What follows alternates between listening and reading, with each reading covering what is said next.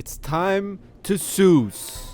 No, just kidding. I need 50,000 subscribers first. Please subscribe. I need 50,000 subscribers or the YouTube mafia is gonna break my legs. Please! Actually, in today's video, I'm playing as the Ottomans or the Turks. And not in the first session in 1444, but rather in the third session in 1528. I know many of you guys like to watch that first initial death war between Ottomans and Mamluks. However, I did play this nation as a perm coming in after it won its initial wars and was actually quite strong already. I do have another Ottomans campaign coming up on this channel where I did start in 1444. However, warning, that was in a heavily modded multiplayer game that was played before the most recent patch. So no Eyalets. And speaking of Eyalets, we have a lot of Eyalets. I like this. This is cute. If you don't know what Eyalets are essentially a special type of vassal that the Ottomans get that don't join your wars. However, they give you a larger amount of manpower, force limit, and they don't cost a diplo relation slot. The biggest downside to Eyalets is that if you're already fighting a war against someone, they can declare war on your Eyalet without you being able to join and help. So how are we going to do basically on this Ferrari #1 GP Ottomans? Are we going to play it really well, or are we going to crash it right into the wall? Unsurprisingly, the previous Ottoman player did a lot of diplomacy with his neighbors. This included set borders with our north neighbor Poland, who had killed the north of Germany and had a lot of land to expand into. The second diplomacy was with Ethiopia, where there was diplomacy that we wouldn't expand any more south into Africa, and Ethiopia would stay focusing on Africa. And our third diplomacy was with our eastern neighbor, the Persians, who wanted to keep the borders that we currently had. It seemed that the Ottoman player before was pleasing everyone in order to keep his empire at this level. And that's not really a big surprise. Something that is very common in Europa Universalis 4 multiplayer is when you get this big, players will gank you. And we were not only the #1 GP, we were the #1 in terms of economy and #1 in terms of max manpower. We were also using trade companies in order to get all of the trade into our main node, Constantinople. The main objective right now was to keep the income and manpower going up. And right now, the main way to do that was building more buildings. We had already scaled our income by 20 ducats since the start of the game, and we also were producing a considerable amount of mana. The one concern that I had though was once we started building a lot of these buildings, where were we going to expand next? If we expanded into Europe, it's very likely an European coalition would form against us. If we tried to expand into Africa, it would most likely be a 2 versus 1 between us and Ethiopia and Zimbabwe. It also leaves us vulnerable to getting invaded in the north, since traveling from Africa back to our European lands would take a long time. The next option is going more east.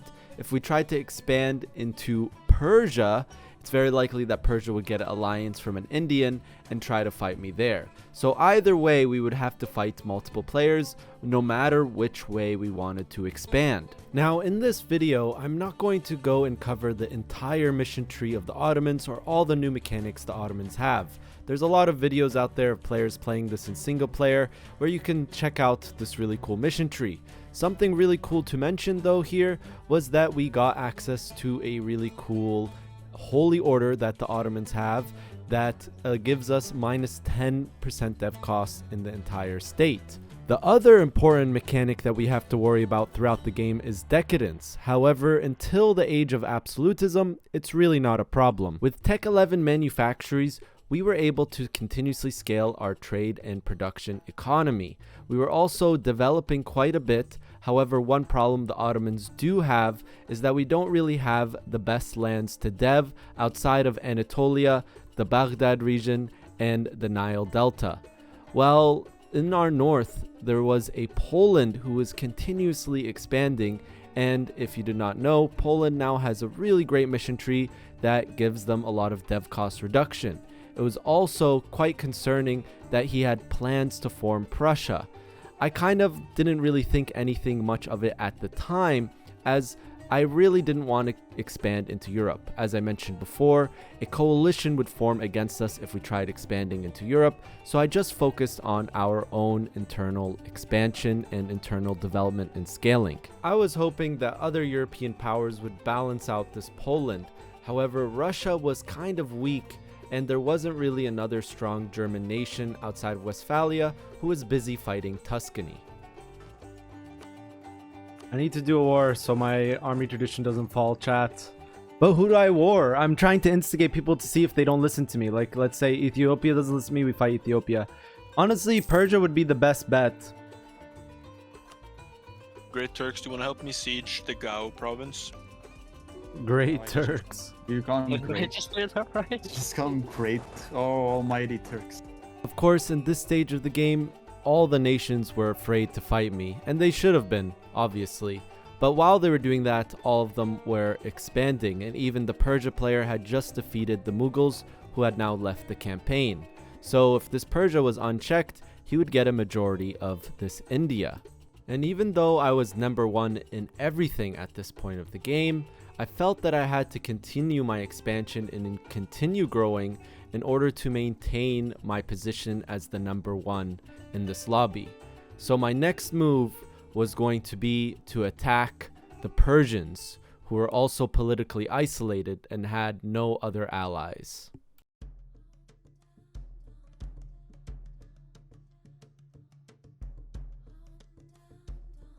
Divided Ummah for real.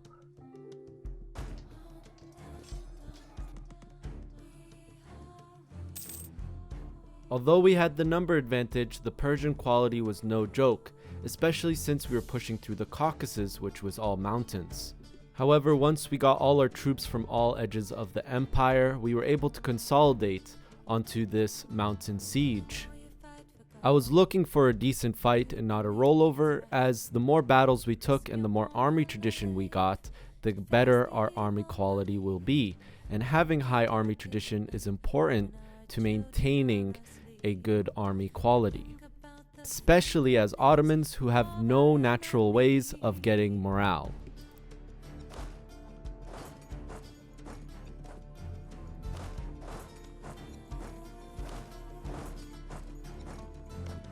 Do they feel the same? Believe in their own truth. They must love the children as fiercely as we do. We all share one thing, our hearts were given from above, and the only thing worth fighting for in this world is love. On and on through the years. Persians weren't entirely alone, as expected. They were getting a bit of help from the Burmese Empire. However, it was not enough, and we were winning battle after battle. In order to maintain our relations with Europeans, I was sending money to the smaller European powers such as Italy, and it was this time that Persia unconditionally surrendered. However, I wasn't done yet. Our next mission in our mission tree gave us claims on all of the proper Persia region, so it was time to release more Eyalets and deck once again. It was also in this time that we reached 1 million troops and took the Mil Hegemon. Yes, it was 1550 and we were Mil Hegemon in a almost vanilla multiplayer lobby.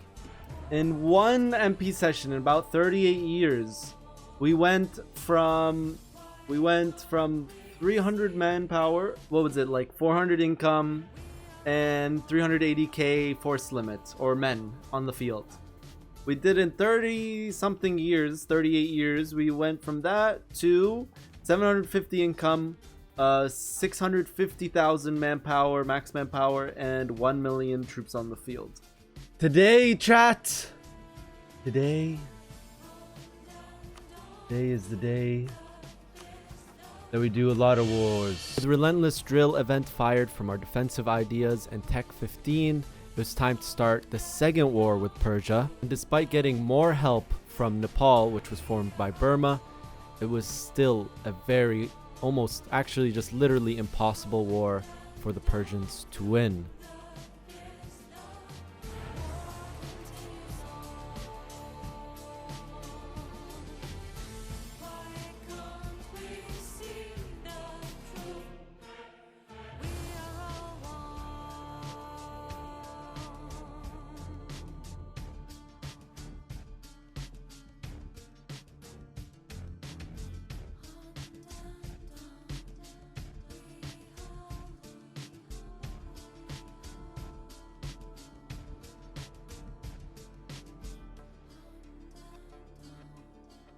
And with that war, the Persians were eliminated.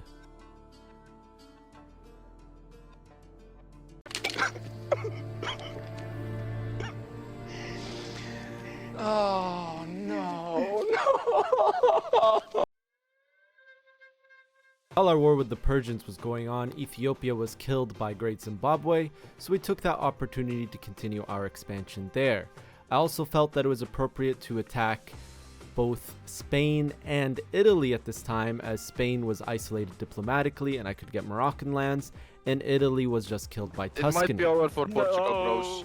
It might be How over did he for Portugal, die? bros. No, of course, Kuda's It's killing his time. Portugal. How could he do this, Kuda? Yeah, I was pretty much the lobby bully at this point of the game, but that's just the Ottomans. You either continue expanding and stay number one, or you fall behind and get outscaled by nations that scale better. However, at this time, Spain was killing his own Portugal, so it was time to build up the Ottoman fleet and move west.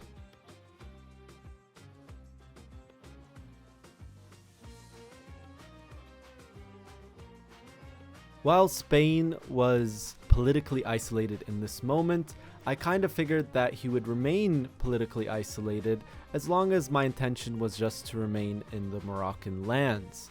However, I was dead wrong. Initially, this war was going how all my previous player wars went in this campaign, and just me stomping the Spanish army. He did beat me navally, as my galleys weren't enough to break out of the Strait of Gibraltar, but I was able to stop him in Ceuta. But it was in this moment the Swiss declared war and started sieging me down. And it was also apparent to me that the Prussians were going on my border and getting ready to join as well. 3v1? Yes. What do you mean? You have 1 million troops. But Prussia has It 700,000. was time to go over our force limit if we wanted any chance in winning this war. Most of our troops were in Morocco, so we had to send what we could back all the way around and to Anatolia. Alone, Spain had no chance of breaking us in Morocco, but it was what was in Eastern Europe that concerned me the most. The Prussians not only had a lot of troops, but their troops were the highest quality in the game. In order to beat the Prussians, we needed all of our army together and consolidated, but it was still not enough to break their armies. To make it worse, there was also an annoying pesky Switzerland joining in on the battles and sieging my forts.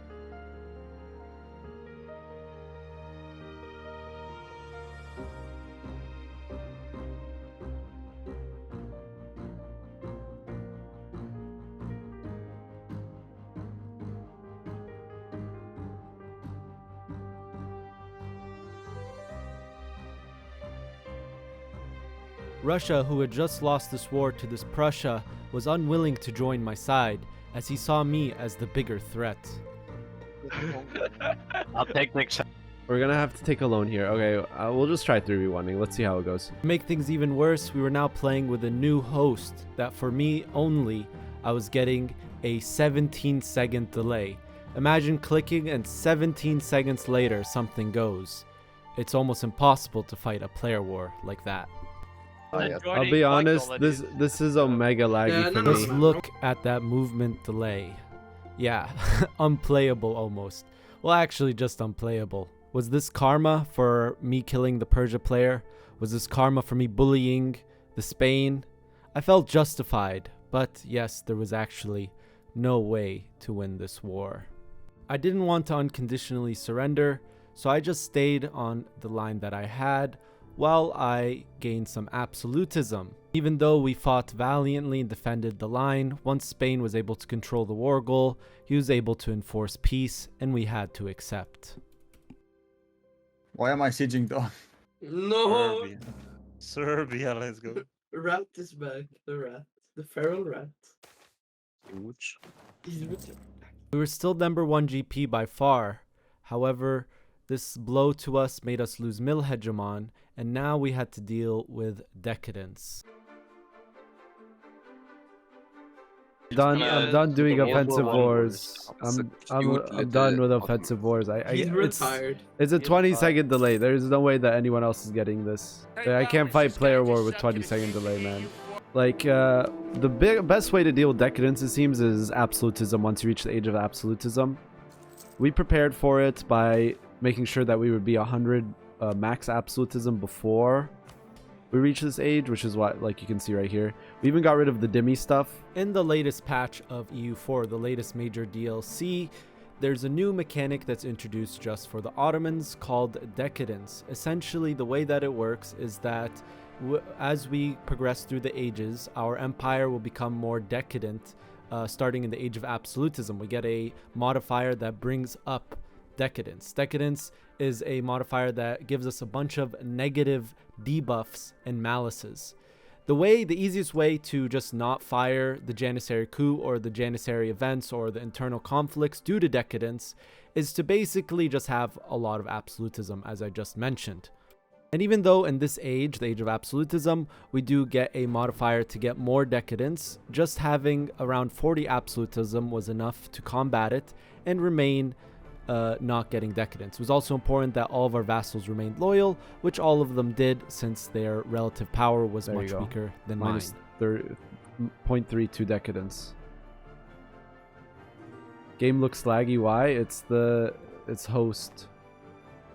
Also, late game at EU4 MP just been very laggy ever since the last patch. So what was our game plan now? Well, you know, I would think that people would start trying to focus on this Prussia. Actually, when I first started playing EU4 MP, if Prussia ever went over 500 development, he would always get coalitioned, but I guess many of the players that are playing have never dealt with a super buffed Prussia, and they were about to.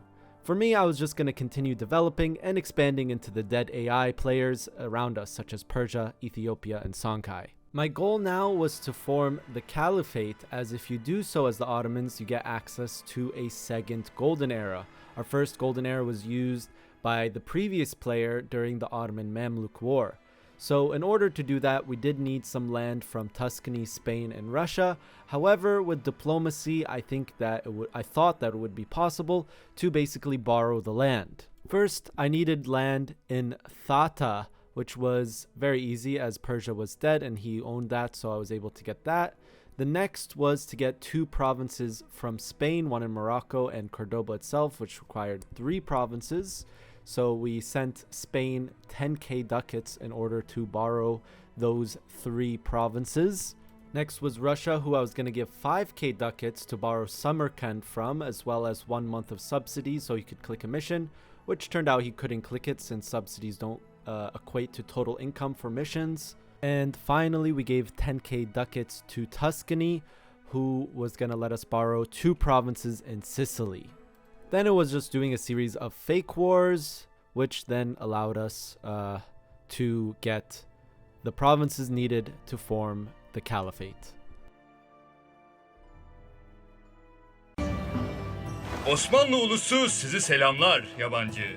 Ben Süleyman. So now that I formed the Caliphate, what was the plan? I was hoping that with the Golden Age and maybe changing of diplomacy, people would be willing to turn on the Prussians rather than aid them.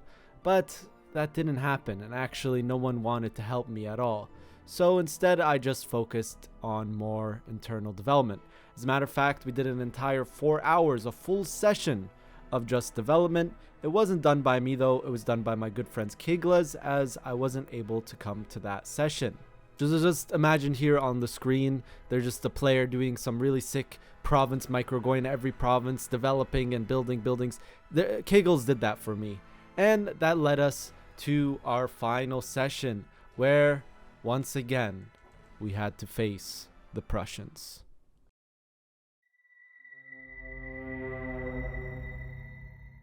This getaway, okay, man? We're not gonna. Yeah, we can't let Prussia We can't keep getting away with this, Vevlad. Oh, I'm not that big. You're Prussia. That's 6,000 dev, dude. I'm not that big, guys. You declared them. You have the same amount. What? You have way more land. He won't be able to conquer the whole world because he won't have governing capacity. But you are the aggressor just by existing. You can't be this big as Prussia. This is a known rule. It's true. It's an EU4. It's an EU4 multiplayer rule. You can't be Prussia and be this big. Ottomans, it's normal to be this big. They fall off, man. Prussia needs to I'm be getting small. decadence. Prussia's a cute Russia, nation. Yeah, small and cute. Prussia's a B. They sting hard, but they're small. This is Prussia's too big. You're supposed to be cute as Prussia. I'm pretty sure France, Switzerland, Tuscany, and Russia all hate Prussia. So No. not many allies. So we're at war here, chat. I had Kegla's key play my nation last week because I was busy last Wednesday. And now I'm in a war. A war that, I don't know if we can win. This Prussia's too big. I don't know how Svevlad keeps convincing people that he's not that big and not that strong. He's always been stronger. It's Prussia, for God's sake. Prussia's not meant to be this strong. When will the people understand? Oh, they see #1 dev Ottomans. Oh, yeah. But look at this. Prussia, man. Too big. Too big. The front against Prussia was absolutely massive. Our generals were nearly the same, except Prussia had more morale and more discipline. My Turkish brethren, the hordes of the Prussians are coming in, but we must defend our land for the Islamic faith.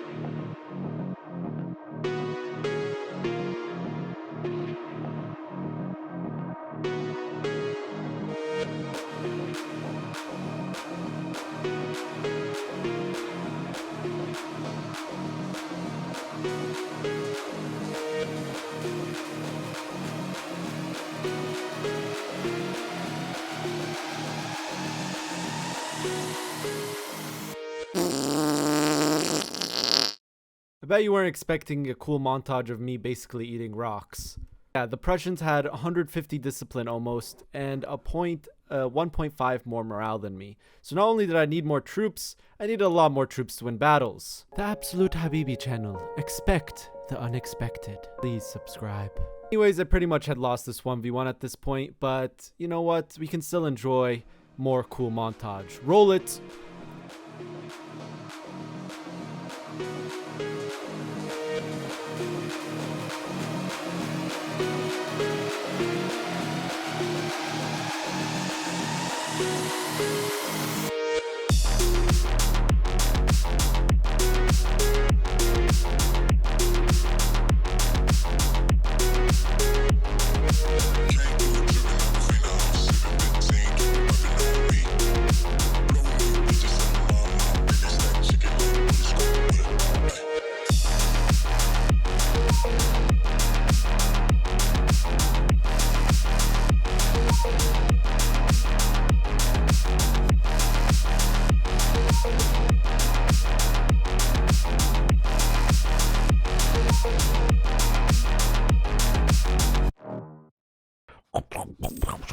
Rocks. They taste like very rocky. You know, there's actually a dish in China where you put spices on rocks and then you suck the spices from the rocks and then that's it. That's literally it. And then you throw away the rock, or you can keep it as a souvenir. I just accepted the stab hit, man. I had once again lost to Prussia. We're still #1 GP, but we were now losing Middle Hegemon. We lost Middle Hegemon, and now Prussia was the Middle Hegemon. Luckily for us, we were able to keep a steady line, so he wasn't able to push deep into our lands. However, he did send a stab hit, and we accepted it immediately. Swiss has like 300k in reserve. Pull up Dog's stream of him having 300,000 ducats in his reserve. The Swiss are rich, man, just like real life. That's how it works. This is real life. Is my decadence just going up now? Oh, it's actually not. Stagnation of the Ottomans. But, you know, because we have max absolutism. Oh, we don't even have max absolutism. The Europeans were finally realizing what a threat this Prussia was. And our debt issue was kind of just resolved by the Swiss player after he just gave us 30k ducats. So it was good to have rich friends. I think Sun Tzu said that. Let your plans be dark and impenetrable as night. And when you move, fall like a thunderbolt. Ally the Swiss, they are rich. I totally said this quote. Trust. So what was the plan now? Well, we wanted to rebuild up and prepare for another war against the Prussians with our newfound allies. However, you know, as the streamer of the lobby, everyone wants a piece of you, so Zimbabwe declared war on me.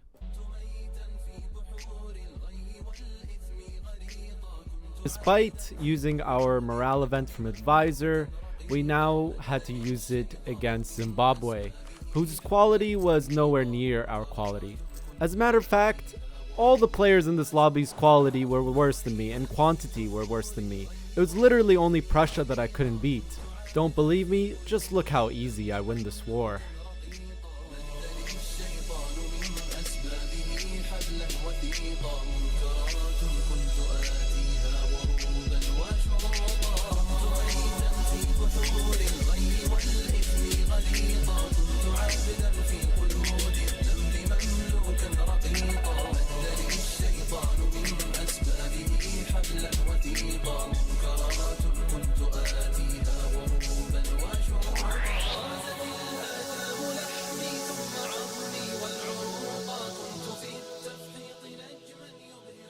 That was literally the war. He gave up after I won so many battles, and I occupied all of Ethiopia from him.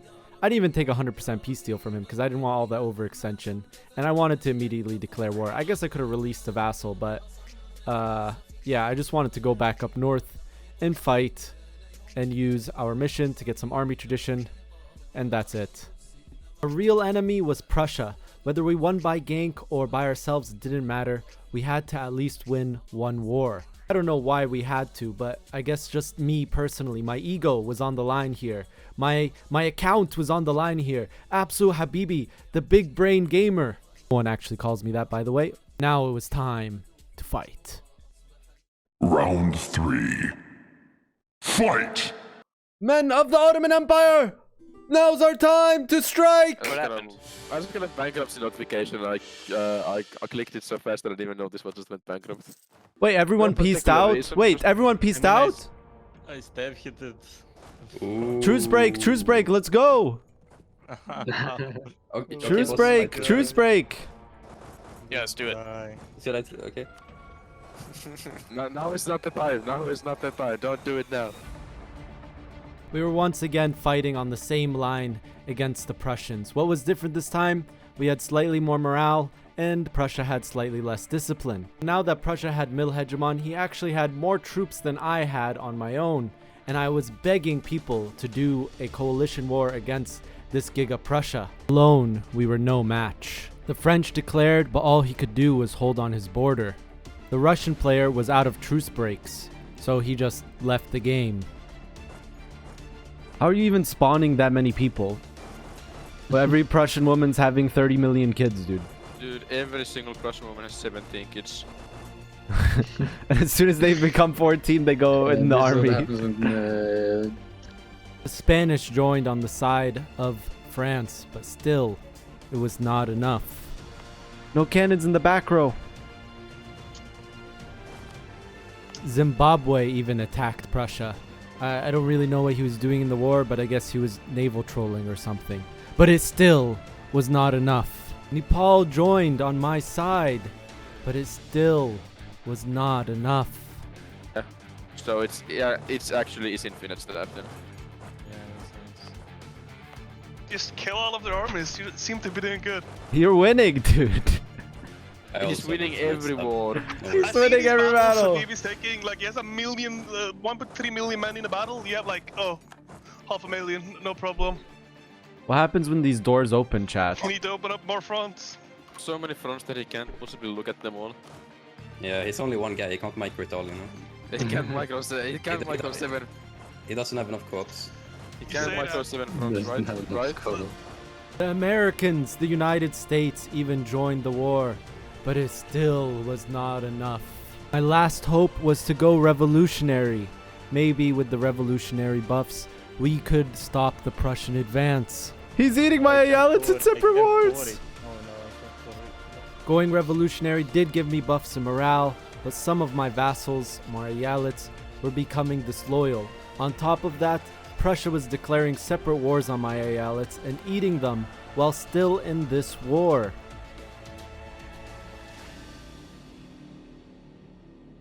Our discipline was about the same, but Prussia had more morale, 2 points of morale almost. The player was gaining almost 60k men a month tick. Come on, men! For the Republic! And it was only a matter of time before Prussia had pushed us all the way back to Constantinople. The Constantinople line will save us. The Constantinople line will save us. Fortunately, Prussia had enough war score to enforce peace. But hey, we kept Constantinople. Revolutionary Switzerland. Is that green? Moral of the story, guys, don't let Prussia get this big. Do not let them get this big. But hey, at least we got to end the campaign with a quick 2v1 against Nepal and Zimbabwe, which we were winning before the campaign ended due to time. We lost against the Prussians, but at least we can still 2v1 against Nepal and Zimbabwe. Not a free game. Wait, he lost to Lithuania? No, he didn't. Free game then. So he's good, lad. I'm sorry guys, but I gotta press the button to keep the war effort going. Ottomans made sure that he doesn't lose, like we just gave him 5-6k. Wait, how am I getting stack wiped here? You're not gonna get stack wiped. Okay. Too bad. Hey, this is Vevlad. This is my channel now because I destroyed absolute Habibi. Heard it from him, guys. I lost to him, and he clearly was the campaign winner, so clearly he gets to have my YouTube channel. That's why everyone wants to beat me in these games, because if they beat me, they get my YouTube channel. That's how it works. Jokes aside, I had a lot of fun in this campaign. Even though I lost in the end, I did get to beat Nepal and Zimbabwe 2v1 in the very end to save my ego. And yeah, I hope you enjoyed watching this video as much as I enjoyed making this one. Like I said, there's another Ottoman campaign where I started in 1444 coming soon to this channel. If you liked the video, give it a like, give it a comment. It helps the algorithm a lot. Thank you so much for watching. And of course, I have to thank my Patreons. From highest Patreon to lowest, Lumina, Leonard Craig, Amir, which by the way, your last name doesn't show on Patreon, Fluxy, Anderson Pina, Chogos, Mason Andruska, Razvadas Slajus, Razvajadias Slaj, I'm messing this up, Razvidias Slayus, RVR, Yinwaluwil, Beyond, Fabulous Snail, Hasium, Tonics, Henning Bolmark, Zorovia. Thank you so much for supporting me. If you want to support me directly, you can by joining my Patrons, and you get some cool perks while you're at it. If you're new to this channel, check out my other videos. I'm sure you would love them too.